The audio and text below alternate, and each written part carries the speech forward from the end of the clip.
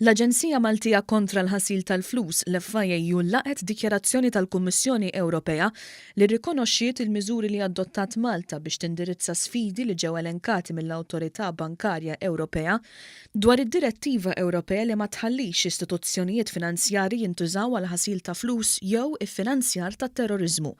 Fi stqarrija l-FIU laqet il-fatt li l-Kummissjoni Ewropea innutat riżultati pożittivi li nkisbu fl-aħħar żmien u l-progress li għamlet l-Aġenzija Maltija.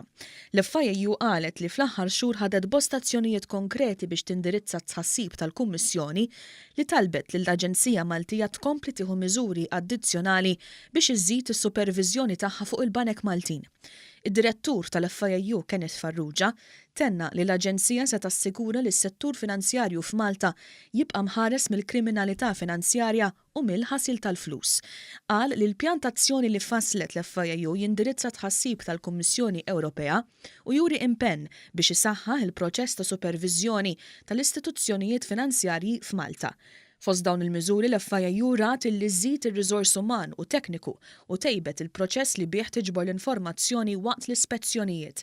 Is-Sur Farrugia żied jgħid li l-FIU hija impenjata li tibqa' taħdem mal-Kummissjoni Ewropea u mal-Awtorità Bankarja biex tindirizza l-isfidi l-ġodda mhux biss minn Malta iżda minn pajjiżi oħra tal-Unjoni Ewropea. U għażiet jgħid li FIU fil-jiem li ġejjin se tarrafhom bl-azzjonijiet speċifiċi li diġà ġew implementati u bl-azzjonijiet li mistennija tieħu fl-iqsar żmien possibbli.